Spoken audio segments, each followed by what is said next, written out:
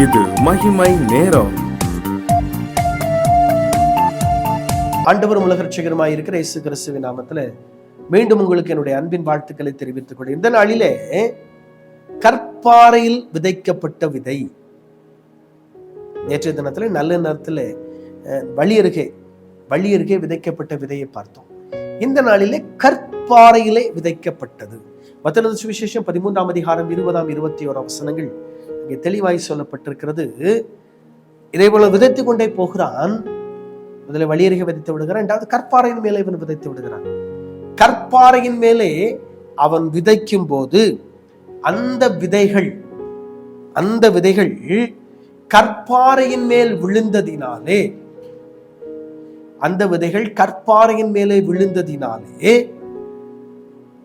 வேர் ஆழமாய் செல்ல முடியாதபடியினாலே, அது ஆழமாய் வேர் விட முடியாதபடியினாலே அது பலன் தராமல் போய்விடுகிறது.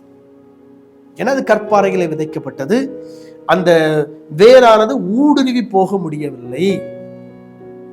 அவங்க கேட்கலாம், மலைகள் கற்பாறைகள் தானே, அங்க மரங்கள் இருக்கிறது, வேர்கள் ஊடுருவி போகிறது.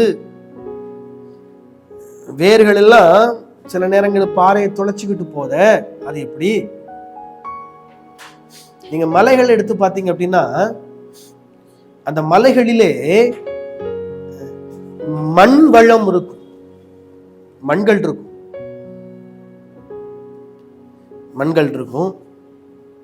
மரங்கள் வளரத்தக்க அளவிற்கு அதுல மண் இருக்கும். மரங்கள் வளரத்தக்க அளவிற்கு மண் அந்த மலைகளிலே இருக்கும். அதனால அந்த மண்ணில் அது வேரூன்றி விடும். ஆனா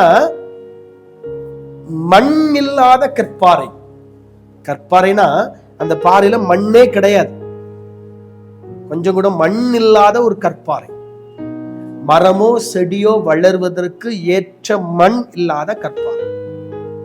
இதன் மேலே விதைக்கப்பட்ட விதை அது பலன் தராது. நம்முடைய இருதயமும் கற்பாறை போன்ற இருதயம் கொண்ட ஒருவனுக்குள் வசனம் நுழையாது. எவ்வளவு சொன்னாலும் சரி அந்த வசனம் உள்ள போகாது. யாரு? ஆண்டவருடைய பிள்ளைகள், இயேசு கிறிஸ்துவை ஏற்றுக்கொண்டவர்கள், கிறிஸ்தவர்கள் என்று சொல்லிக் கொள்ளுகிற நாம், நமக்கு எவ்வளவு வசனம் போதிச்சாலோ அல்ல எவ்வளவு ஆண்டவருடைய வார்த்தையை சொன்னாலோ அது நம்மளை இருதயத்திற்குள்ள போகாது, அது பலம் தராது, அப்படியே வெளியே போயிடும். இருதயத்துக்குள்ள போற மாதிரி போகும், ஆனா கிரியை செய்யாது. ஏன் அப்படின்னா அந்த இருதயம் அந்த வசனத்தை ஏற்றுக்கொள்ளத்தக்கதான பக்குவம் அடையவில்லை. அல்லது இருதயம் கற்பாறையாய் இருக்கிறது. அந்த இருதயம் கற்பாறையாய் இருக்கிறது. சிலருடைய இருதயத்துக்குள்ள வசனத்தை நுழைய முடியாதபடி பிசாசு கற்பாறையா வச்சு அப்படி தடை பண்ணிருப்பான்.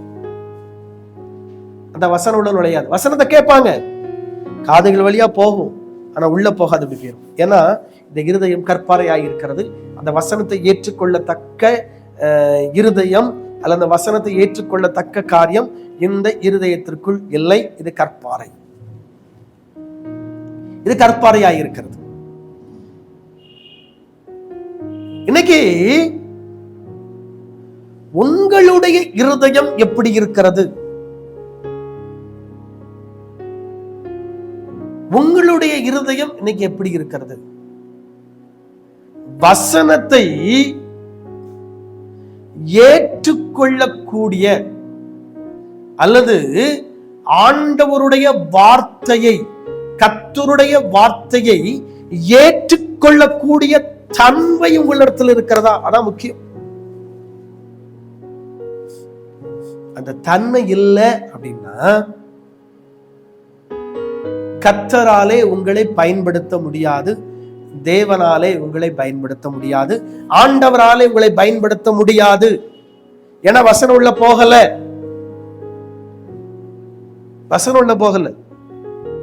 இயேசு கிறிஸ்துவை பிசாசு சோதிக்கிறான். உயர்ந்த மலையில போய் கொண்டு போய் இயேசுவை நிறுத்திட்டு பிசாசு சொல்றான், நீ தாழ குதியும். அதே பிசாசு இயேசுவை பார்த்து சொல்றான், இந்த கல்லுகள் எல்லாம் அப்பமாக்கி சாப்பிடும். ஏன்னா வேதத்துல எழுதப்பட்டிருக்கிறது. இயேசு சொல்றாரு, திரும்பி பார்த்து சொல்றாரு, தேவனுடைய வாயிலிருந்து புறப்படுகிற ஒவ்வொரு வார்த்தையினாலும் மனுஷன் பிழைப்பான் என்று எழுதி இருக்கிறதே. இதெல்லாம் எழுதி இருக்கிறதே, எழுதி இருக்கிறதே என்று சொல்லிதான் இயேசு கிறிஸ்து பேசுவார். அப்போ இங்க எழுதி இருக்கிறதே, எழுதி இருக்கிறதேன்னு சொல்லி இயேசு பேசுவாரு. பிசாசு வந்து சொல்வான், இயேசுவை பார்த்து எழுதி இருக்கிறதே, எழுதி இருக்கிறதே. ஏன் இயேசு கிறிஸ்துவுக்குள்ள இருந்த வசனத்தை எடுக்க முடியல? அந்த வசனம் உள்ள இருந்தது, அந்த வசனம் உள்ள இருந்தது. இன்னைக்கு உங்களுடைய இருதயம் எப்படி இருக்கு? வசனத்தை ஏற்றுக்கொள்ளத்தக்க இருதயம் உங்களுக்கு இருக்கிறதா? கர்த்தருடைய வார்த்தையை ஏற்றுக்கொள்ளத்தக்க இருதயம் உங்களுக்குள் இருக்கிறதா? இன்னைக்கு உங்க அனுபவம் எப்படி இருக்கிறது? வசனத்தை ஏற்றுக்கொள்ளத்தக்க இருதயம் உங்களுக்கு வந்துட்டு அப்படின்னா, கர்த்தருடைய வார்த்தையை ஏற்றுக்கொள்ளத்தக்க இருதயம் உங்களுக்கு வந்துட்டுனா, கர்த்தர் உங்களை நடத்துவார், ஆண்டவர் உங்களை நடத்துவார், இயேசு கிறிஸ்து உங்களை நடத்துவார். இந்த இருதயத்தை ஆண்டவர்கிட்ட கேளுங்க. ஆண்டவரை, வசனத்தை ஏற்றுக்கொள்ளக்கூடிய இருதயத்தை எனக்கு தாருங்க. நிச்சயமா ஆண்டவர் தருவார். தலைகள் தாழ்த்தி ஜெபிப்போம். அன்பின் ஆண்டவரே, உமக்கு ஸ்தோத்திரம். வசனத்தை ஏற்றுக்கொள்ளத்தக்க இருதயத்தை நீர் எங்களுக்கு தருகிறார். உம்முடைய வார்த்தையை ஏற்றுக்கொள்ளத்தக்க இருதயத்தை கர்த்தர் எங்களுக்கு தரும்படியாய் ஜெபிக்கிறோம். கர்த்தருடைய ஆவியானவர் தம்முடைய வல்லமையை விளங்க பண்ணும்படியாய் ஜெபிக்கிறோம். தம்முடைய வல்லமையை விளங்க பண்ணும். இயேசு கிறிஸ்துவின் நாமத்தில் ஜெபிக்கிறேன் பிதாவே, ஆமென்.